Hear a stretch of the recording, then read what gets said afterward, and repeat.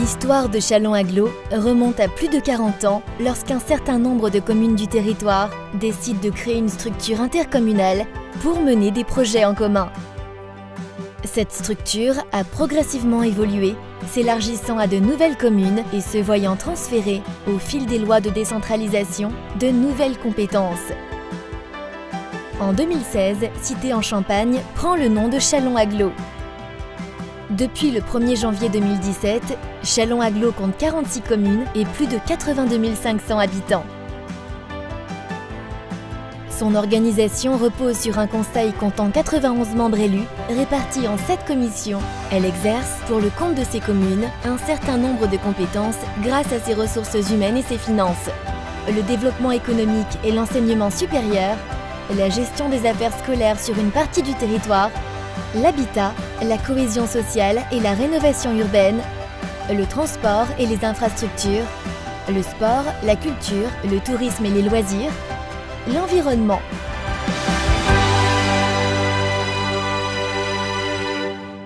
Marie-Jeanne Tronchet, vice-présidente à la communauté d'agglomération en charge des ressources humaines. Jacques Gesson, vice-président, délégué aux finances. Voici un rappel de notre service. Avec près de 80 millions d'euros, le budget de Châlons-Agglo est intégralement utilisé pour mettre en œuvre au quotidien ses compétences. Ces ressources sont principalement issues des dotations versées par l'État, qui ont d'ailleurs fortement diminué entre 2015 et 2017, des impôts locaux et diverses recettes. Sur 100 € dépensés, 28 € sont investis. 39 € sont dépensés en charges de fonctionnement et d'exploitation, 16 € versés en subventions, 9 € en compensation et 8 € en autofinancement. Pour mettre en œuvre ces compétences, Châlons-Agglo compte également près de 300 agents qui travaillent au quotidien pour le territoire. Afin de réaliser des économies et améliorer le service rendu aux habitants, Châlons-Agglo a fait le choix de mutualiser certains de ses services avec ses communes, notamment la ville de Châlons en Champagne. Pour moi, l'activité 2017, je ne peux pas tout dire, donc ça sera uniquement 3 points. Le premier, c'est avec l'arrivée des communes de l'ex-CCRM. Les services ont été réorganisés, le personnel inclus dans les services de l'agglomération et le bilan est plutôt positif. Le deuxième point relève des conséquences du rapport de la Chambre régionale des comptes avec les injonctions qui nous ont été faites.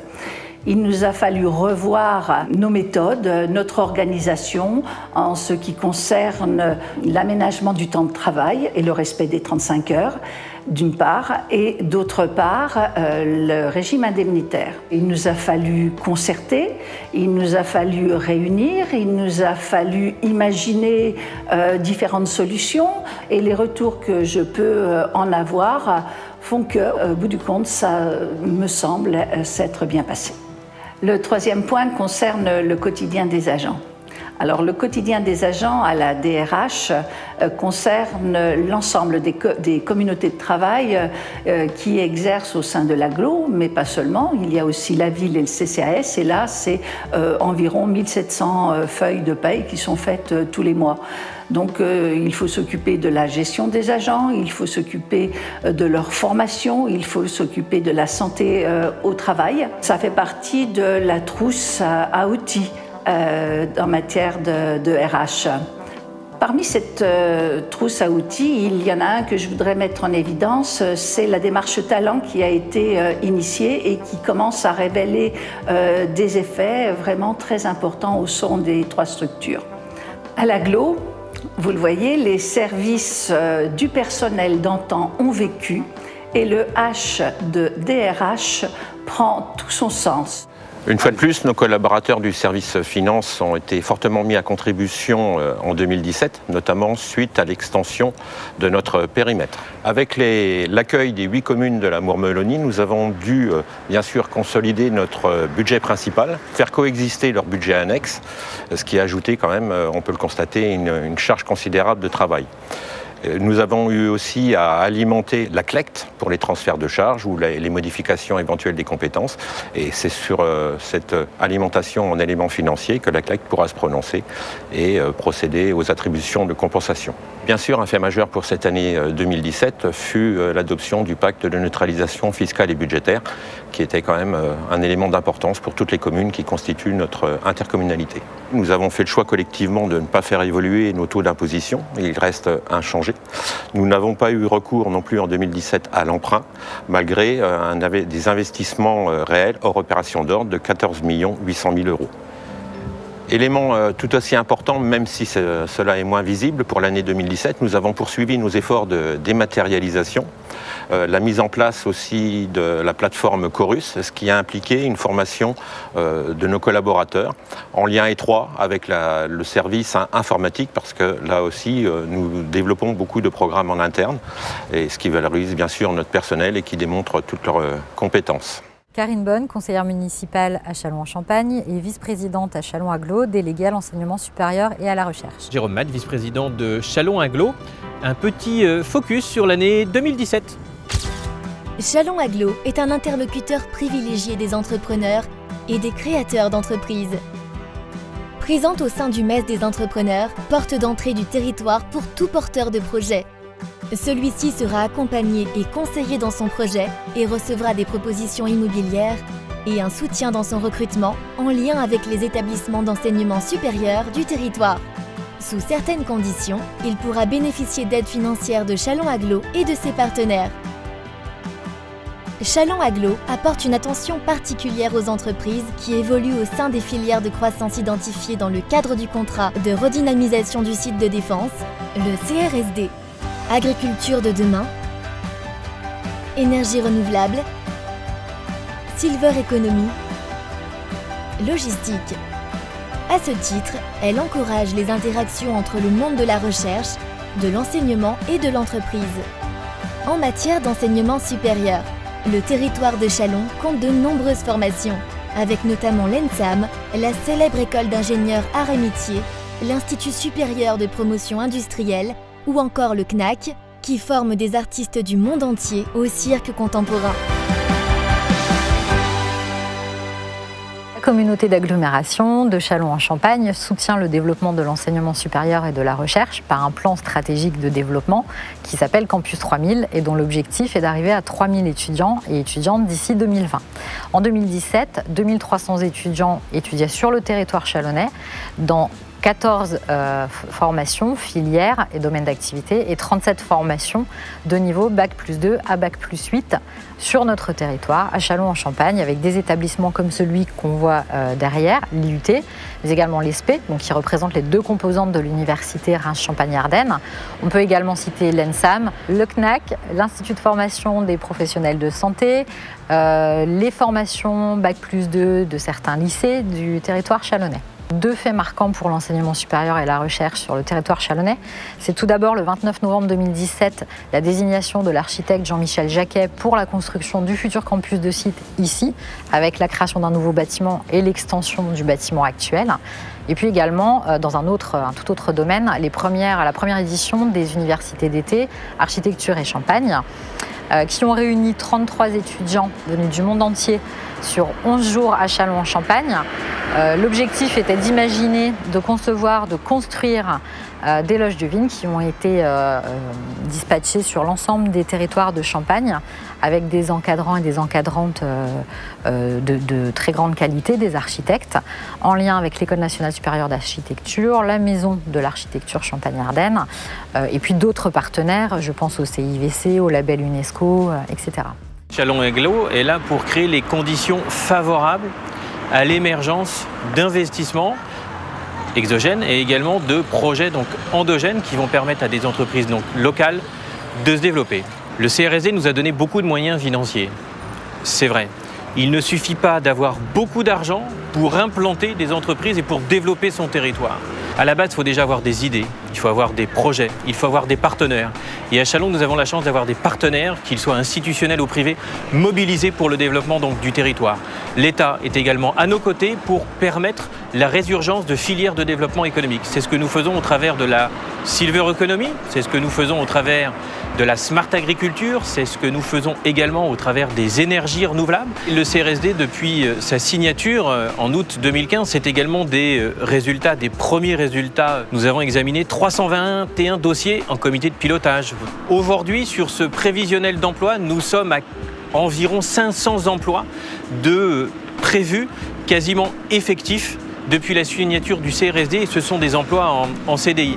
Nous avons également mené des projets au niveau local. Nous avons restructuré le 111 avenue de Paris. Nous avons créé l'incubateur de start-up avec l'université d'Adélaïde où nous avons un lieu donc unique. Le développement local avec les entreprises qui sont sur notre territoire depuis plusieurs années n'est pas en reste puisque nous avons investi à leur côté près de 6 millions d'euros pour permettre des agrandissements d'activités, la création de nouvelles activités ou les accompagner sur l'émergence de nouveaux métiers, tout ça sur le territoire de l'agglomération. Nous sommes là également pour accompagner nos fleurons, qu'ils soient dans l'enseignement supérieur ou également en termes d'attractivité du territoire, le lycée Michel avec un plateau robotique, le centre Alfort avec la création d'un centre de formation sur les métiers liés à la pose des réseaux cuivre, également l'école des arts et métiers, mais également la foire de Châlons qui est le rendez-vous, la vitrine annuelle du territoire avec ses 250 000 visiteurs. Concrétiser un projet, ça met du temps, ça ne se fait pas en 2 mois, en 3 mois, en 1 an. C'est du travail de longue haleine, c'est encore une fois sur plusieurs années. Il faut qu'on soit tous mobilisés, qu'on parle d'une seule voix, que Châlons aujourd'hui donc rayonne, qu'on arrête de faire du Châlons bashing et qu'on fasse une promotion endiablée de Châlons pour faire connaître toutes nos compétences et tous nos atouts. Bonjour, Pierre Poupard, donc maire de Bussy-Lettré, vice-président de la communauté d'agglo. Et donc nous allons vous parler du bilan d'activité de la compétence scolaire en 2017. Châlons Agglo est compétente sur une partie plus rurale de son territoire en matière de gestion des écoles. Ainsi, à compter du 1er janvier 2018, l'agglomération a en gestion 11 écoles, accueillant quotidiennement près de 1400 élèves. Le champ des prestations proposées par l'agglomération est vaste. Transport scolaire, accueil du matin et du soir, activités périscolaires, restauration le midi. Pour l'année 2017, au niveau de la commission scolaire et périscolaire, nous sommes passés d'un effectif d'élèves de un peu moins de 700 élèves à 1400 élèves. Nous sommes passés aussi de 24 communes dont nous avons la gestion des enfants à 29 communes. Nous avons beaucoup travaillé pendant cette année avec les services de l'ex-CCRM et de la commune de Mourmelon pour évaluer donc le budget nécessaire au fonctionnement de cette compétence. Le climat dans lequel se sont faites toutes ces études, ces reprises de coûts, était un climat très constructif qui n'a posé aucun problème et ce qui a permis de définir le coût du transfert de cette compétence. Nous reprenons la responsabilité de 3 nouvelles écoles, 2 à Mourmelon-le-Grand et 1 à Dampierre. En 2018, nous allons reprendre le fonctionnement et assurer l'intégralité de la compétence scolaire et périscolaire. Autre dossier important de l'année 2017, celui de l'étude et de la réflexion sur l'évolution des rythmes scolaires. Donc la loi apparaissant en juin 2017, il nous a fallu opter pour une année de réflexion pour établir un choix pour la rentrée en 2018.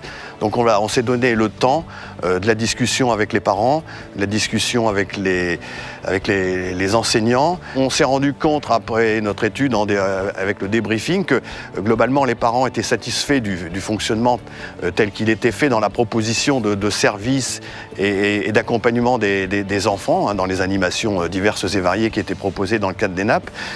Mais quand on leur parlait de l'avenir et quel était le rythme scolaire qu'ils souhaitaient, c'était un petit peu différent. Et donc on a eu très, très rapidement et de façon assez massive un souhait des parents de revenir à la notion des 4 jours, d'abandonner celle des 4 jours et demi, donc d'abandonner le fonctionnement des NAP et de revenir à 4 jours. Donc dernier dossier qui s'est clôturé en 2017, celui de la mise en place du portail famille. On avait le souci de rendre plus opérant la gestion par les familles et aussi par les accompagnants au niveau du périscolaire de l'efficacité des inscriptions, des désinscriptions, des paiements en ligne. Voilà. Et donc on a, avec la société Agora, mis en place un logiciel qui facilite beaucoup la vie aux parents. Et la première commune qui a demandé à pouvoir aussi bénéficier de ce logiciel est la commune de Fagnières. Et par la suite, on reste tout à fait ouvert à ce que d'autres communes qui souhaitent l'utiliser à des coûts du fait qu'on le met en place gratuitement pour eux, ils n'auront qu'un coût d'abonnement au niveau de la société. Chantal Chouba, maire de Juvigny, vice-présidente de Châlons-Agglo, politique de la ville et cohésion sociale, conseillère départementale. René Doucet, vice-président délégué à l'habitat et aux politiques contractuelles. Un petit retour sur les activités logement de l'année 2017. Châlons-Agglo s'engage dans l'amélioration du cadre de vie de ses habitants, tout en veillant à aider ceux qui en ont le plus besoin. À ce titre, l'agglomération soutient les particuliers dans leurs projets de rénovation de logements par le versement de subventions sous conditions de ressources.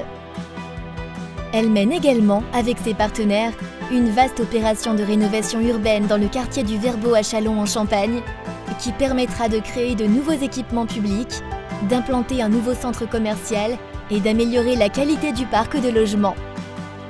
Enfin, elle soutient un certain nombre de projets associatifs qui contribuent au vivre ensemble sur le territoire.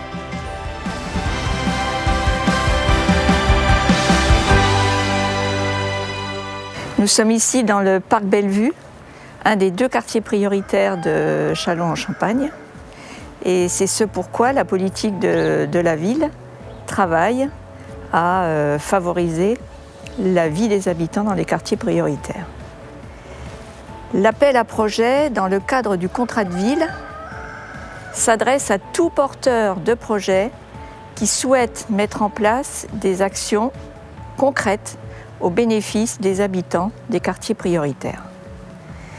Les enjeux prioritaires sont augmenter l'employabilité des habitants, favoriser l'insertion sociale, développer le soutien à la parentalité, favoriser la réussite éducative et lutter contre les préjugés et les discriminations. La dynamique partenariale est conséquente sur notre territoire. 3 porteurs de projets viennent de nous rejoindre. L'Échiquier Chalonnais, l'IREPS et l'association Initiale. La mise en œuvre de ces projets est possible grâce à un soutien tripartite, État, Ville, Agglo, de 543 000 €, dont 115 000 de Châlons-Agglo. Châlons-Agglo a engagé également, avec le soutien de l'État, la réalisation d'un diagnostic sur les discriminations liées à l'origine dans l'emploi. Il a été lancé en novembre 2017 par une enquête d'envergure pour connaître la perception des habitants en matière de lutte contre les discriminations et apporter des éléments objectifs sur la réalité des discriminations. En 2018, la démarche se poursuit entre tous les acteurs du territoire, État, collectivités, services publics de l'emploi, organismes de formation, entreprises et partenaires socio-éducatifs. Aujourd'hui, nous travaillons avec l'État et l'ensemble des partenaires pour signer un plan territorial de lutte contre les discriminations en fin d'année et engager les actions en 2019.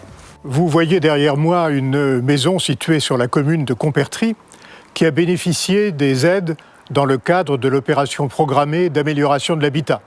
C'est une manière de souligner que cette 2e année de l'OPA a été une réussite particulière avec 296 logements de propriétaires occupants qui ont bénéficié de subventions, soit pour des programmes d'économie d'énergie, soit pour des travaux permettant de maintenir l'autonomie de la personne et d'adapter les logements au vieillissement. Ce sont aussi 58 logements de propriétaires bailleurs qui ont pu être subventionnés. Tout cela représente 8 millions d'euros de travaux, essentiellement réalisés par nos entreprises locales, et quelques 3 800 000 euros de subventions de l'ANA, de la région Grand Est et de notre communauté d'agglomération de Châlons-en-Champagne. Notre service Habitat a participé activement à la création de la plateforme territoriale de rénovation énergétique par le pays de Châlons. Cette plateforme va pouvoir accompagner tous les propriétaires sans aucune condition de ressources dans la définition de leurs travaux d'isolation de leur maison.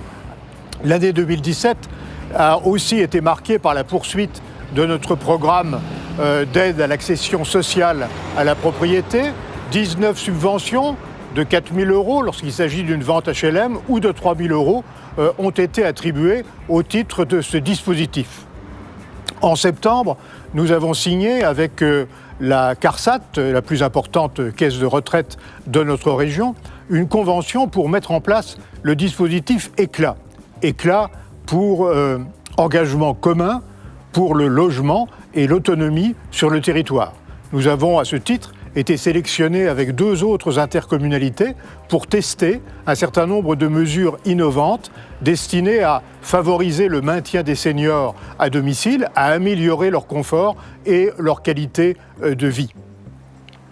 2017 sera l'année clé, incontestablement, pour le lancement de l'opération de renouvellement urbain du quartier prioritaire du Verbeau. Le 29 septembre 2017, nous avons signé avec l'ANRU, l'Agence nationale pour la rénovation urbaine, une convention qui nous apporte plus de 10 millions d'euros de subventions et de prêts pour les différents acteurs de ce projet. Après la réalisation d'un nouveau centre commercial, le Verbeau verra naître en son centre un vaste espace vert autour duquel se répartiront les équipements structurants, un nouveau centre social et culturel, un pôle 0-6 ans qui réunira sur le même site une école maternelle, une crèche, une halte garderie, des possibilités de restauration scolaire bien évidemment. Et puis il s'y ajoute le gymnase actuel du Verbeau, mais qui fera l'objet d'une restructuration d'ensemble, d'une rénovation complète. À ceci, le programme de renouvellement urbain ajoute d'importants travaux de voirie et de réaménagement des espaces publics et bien entendu un volet logement très conséquent avec 416 logements qui seront à terme détruits au-delà de 2020 et feront disparaître 3 barres urbaines devenues inadaptées. Et on réhabilitera par ailleurs, on restructurera plus d'1 millier de logements des 2 bailleurs sociaux. L'année 2018 verra donc naturellement la continuité de toutes ces opérations, l'apparition des premiers chantiers du renouvellement urbain du Verbeau, la montée en puissance de la plateforme de rénovation énergétique territoriale, la 3e année de développement de notre PA. Il s'y ajoutera pour le service logement le bilan à mi-parcours de notre programme local de l'habitat et l'intégration à ce PLH des 8 communes de l'ex-communauté de communes de la région de Mourmelon. Alain Biot, maire de Fagnières, vice-président de la communauté d'agglomération en charge des infrastructures. Chers collègues, donc voici un aperçu de la compétence transport de la communauté d'agglomération. Châlons Agglo, compétente en matière de transport public, favorise les mobilités. Les lignes de transport couvrent ainsi une grande partie du territoire communautaire, y compris les communes rurales, notamment par un service de transport à la demande et de transport scolaire. L'Agglo est également impliquée en matière de transport multimodal. Rénovation du quartier de la gare de Châlons, porte d'entrée du territoire, développement de la pratique du vélo par l'aménagement de pistes cyclables et la location de vélos. Les élus communautaires ont également défini un certain nombre d'itinéraires constitués majoritairement de liaisons intervillages. Leur gestion et leur entretien sont du ressort de Châlons Agglo. Le boulevard périphérique, quant à lui, constitue un axe stratégique pour améliorer les mobilités sur le territoire. Par son expertise et ses moyens humains, l'agglomération peut également intervenir au profit des communes pour les accompagner dans leurs propres projets. Ainsi, la direction des infrastructures développe des prestations d'ingénierie en mesure d'accompagner les communes, notamment en aménagement d'espaces publics.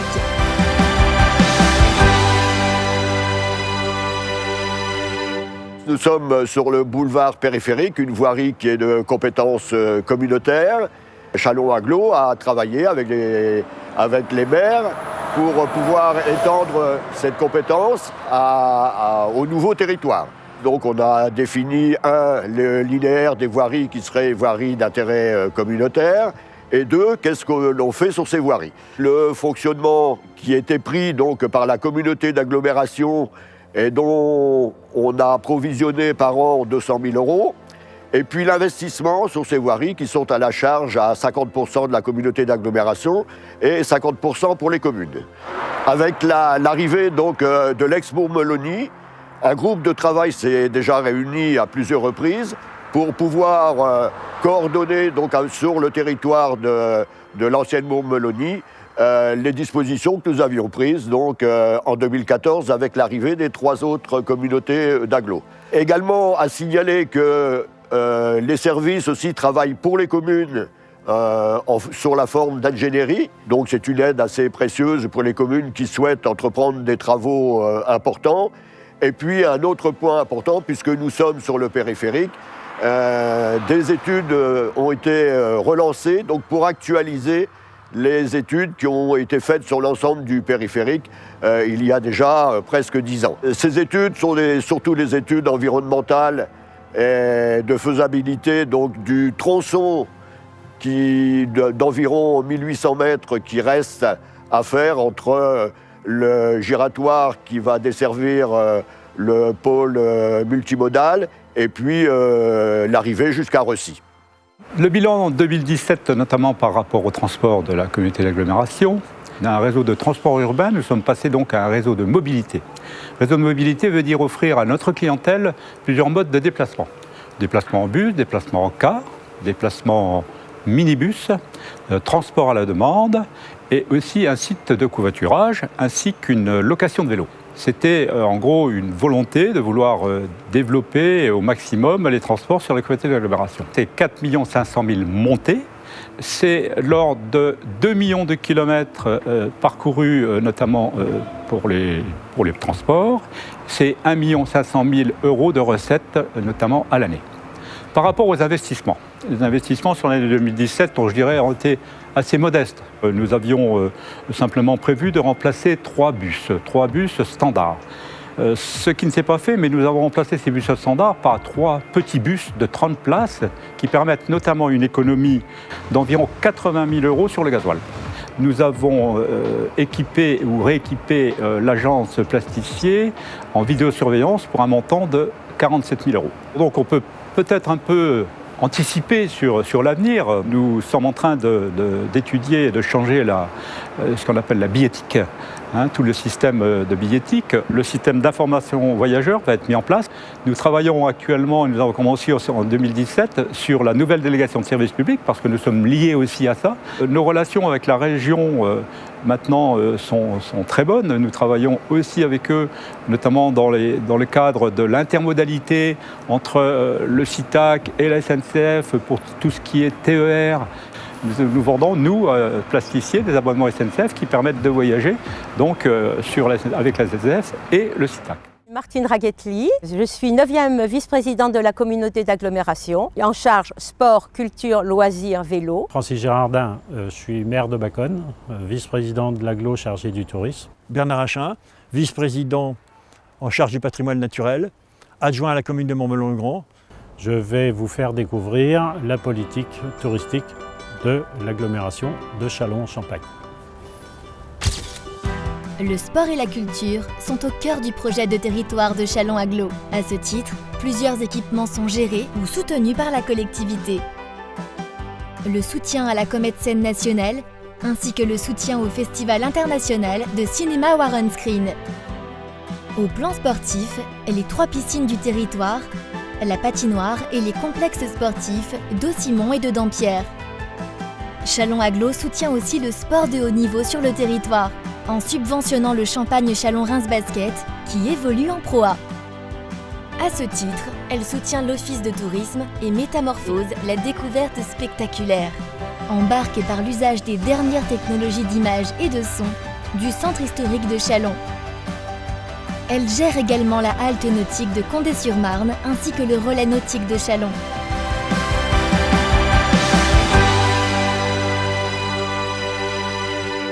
Nous sommes devant la piscine Aquacité qui a ouvert ses portes au public début octobre 2017. Tout de suite, cet établissement a connu un vrai succès. 18 400 entrées sur les 3 derniers mois de l'année, contre 12 000 pour la piscine Tournesol en 2016 à la même période.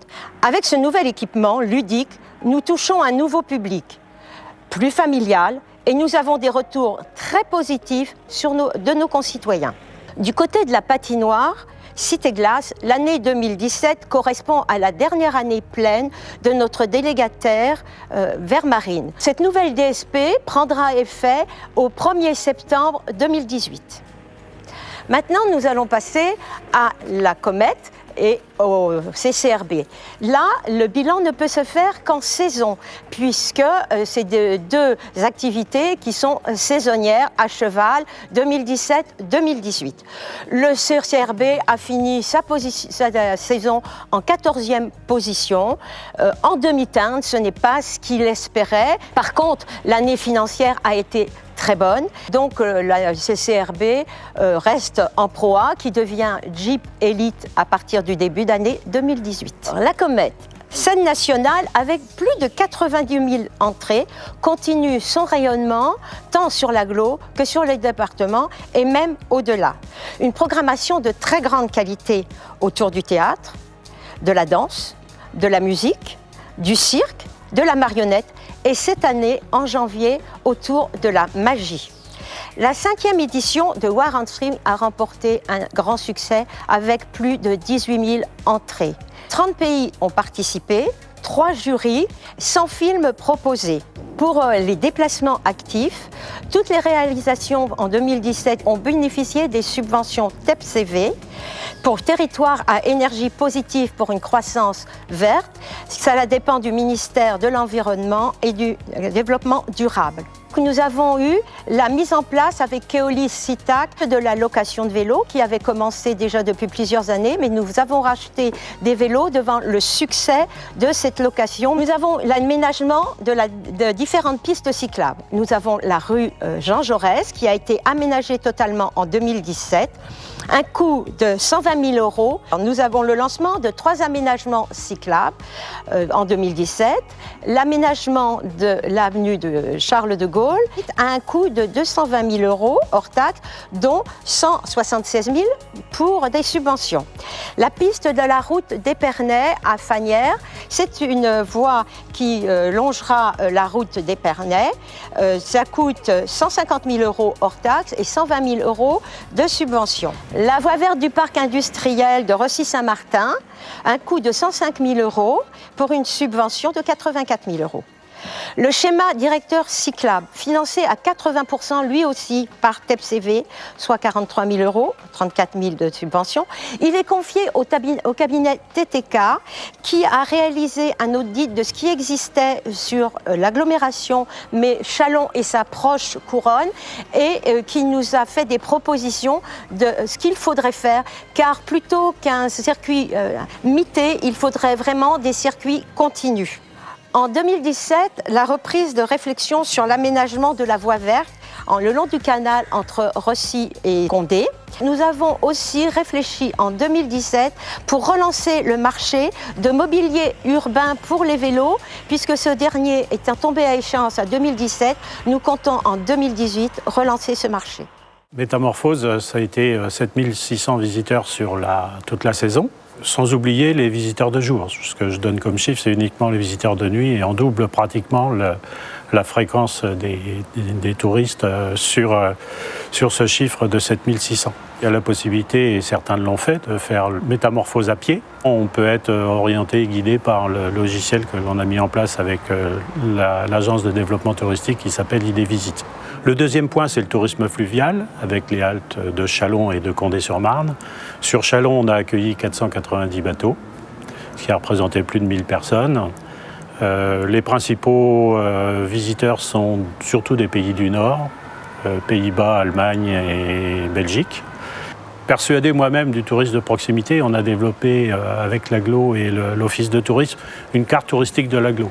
Pour moi, c'était important parce que j'avais quelques points de repère autour de moi où je constatais qu'il y avait beaucoup de mes voisins qui n'avaient encore pas vu Métamorphose et qui ne s'étaient pas rendus sur place. Donc ça me paraissait important. On y a notamment souligné tout le patrimoine local, les musées, les villages fleuris, les monuments, les aires de pique-nique. On a aussi mis en évidence les producteurs locaux de façon à mettre en valeur les circuits courts. Le dernier point, c'est le développement des véloroutes et du vélo. C'est un investissement que l'on va poursuivre sur plusieurs années. Le gros projet est prévu pour la jonction entre Condé et Recy, de façon à ce qu'on n'ait pas de rupture et que les gens, qu'il y ait une ligne continue jusqu'au Der et en amont vers le vignoble, Épernay, Reims. Et c'est notamment la grande voie Paris-Prague. Le domaine de Colus est une véritable vitrine du territoire en matière de biodiversité et d'éducation à l'environnement sur le territoire. Pour se rendre compte de l'importance du domaine, voici quelques chiffres de fréquentation de l'espace pédagogique. 19 animations orientées vers un public d'adultes qui a attiré environ 800 personnes. Un centre aéré de 50 enfants et 24 écoles ont fréquenté le domaine, soit 33 classes pour un total de 1000 élèves. Il faut ajouter à cela la 4e édition de la Fête de la Nature, qui a rassemblé près de 1000 personnes autour de 30 ateliers gratuits, avec, entre autres, un pique-nique intergénérationnel qui a été un moment privilégié de partage de connaissances. La Nuit de la Chouette, en partenariat avec la LPO et Unicité, ainsi que 7 animations réalisées par le Parc naturel de la montagne de Reims dans le cadre d'un partenariat. Cette année a vu aussi la mise en place d'une signalétique à vocation pédagogique sur l'ensemble du domaine. Il s'agit de panneaux présentant les différents milieux naturels du parc. Pour l'année à venir, naturellement, nous espérons faire encore plus de participation. Et tout cela, nous allons contribuer à valoriser le domaine de Colus et développer en particulier par des actions communes avec la Maison de la Nature et de la Chasse. Nous pouvons être très fiers de ce qui est devenu le domaine de Colus, mais j'espère que nous serons encore plus fiers de ce qu'il deviendra. Sophie Walter, vice-présidente en charge de l'activité déchets et du développement durable. Bernard Collard, vice-président de l'Agglo, en charge de l'assainissement, de l'eau en général, notamment GEMAPI. Un petit rappel de l'année 2017. La mise en valeur et la protection de l'environnement constituent des préoccupations importantes de Châlons-Agglo. Elle assure aussi l'entretien et la valorisation des berges et des cours d'eau de son territoire. Elle défend la biodiversité par le maintien d'espaces protégés à l'image du domaine de Colus. Elle veille au maintien de la bonne qualité de l'eau sur le territoire, que celle-ci soit utilisée à des fins industrielles, domestiques ou de loisirs. Contre le risque de pollution des rivières et nappes phréatiques, elle garantit, par un assainissement de qualité, la conformité des eaux rejetées. La collectivité est également responsable de la collecte et du traitement des déchets et cherche à faire évoluer les comportements au travers des actions de sensibilisation et de communication. Plus de 95% des déchets collectés sont recyclés.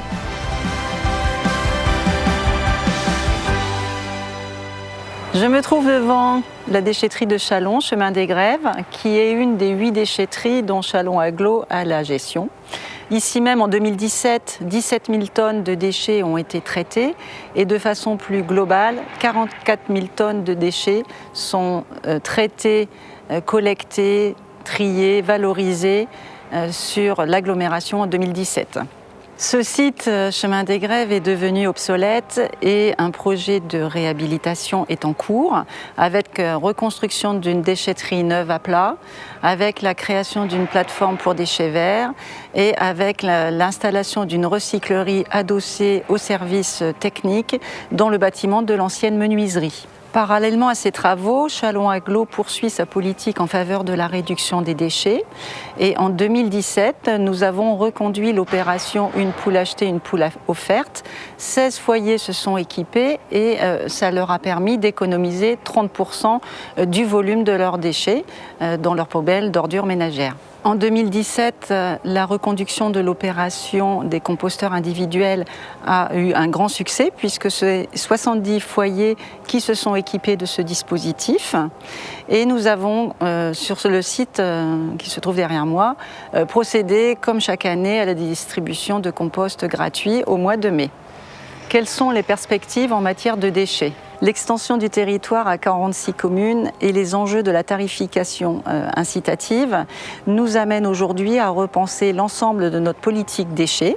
Ainsi, une étude d'optimisation et d'harmonisation a été lancée dès 2017. Le fait le plus marquant est sûrement l'adhésion au plan climat-énergie territorial qui nous permet aujourd'hui de nous engager du fait des nouvelles réglementations et de l'extension du territoire à 46 communes.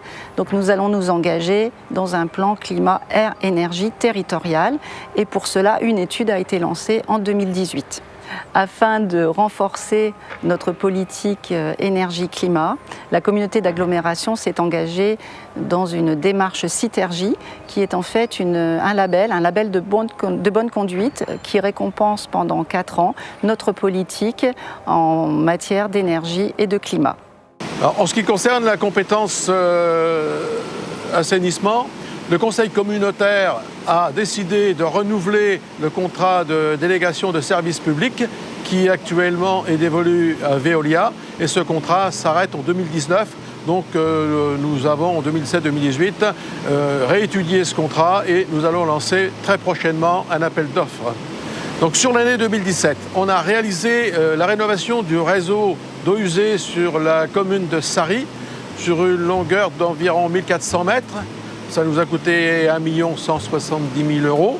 Et ça a été réalisé par une entreprise compétente. Ça n'a pas posé véritablement de problème. On a un fait marquant, c'était l'intégration du secteur de l'ancienne commune de Mourmelon qui intègre donc la compétence de l'agglo et qui est régie par Suez. Nous avons 4 stations d'épuration gérées par Veolia. Nous avons donc réintégré la station d'épuration d'Aigny, qui est toute neuve, et réintégré dans le financement global de l'épuration les communes de Condé, Aigny, Vraux et Juvigny, ce qui a entraîné pour les abonnés une baisse considérable du coût de l'épuration. Alors sur la station d'épuration de Châlons que vous voyez autour de nous, on traite chaque année 1600 tonnes de matière sèche de déchets. Alors le méthaniseur est actuellement en phase d'étude. Nous aurons le résultat de la faisabilité fin de cette année. Et ensuite, il nous appartient de prendre la décision. Moi, c'est un projet qui m'intéresse beaucoup car produire de l'énergie par un méthaniseur pour le réinjecter sur le réseau GRDF, pour moi, c'est vraiment une production d'avenir dans le cadre du développement durable.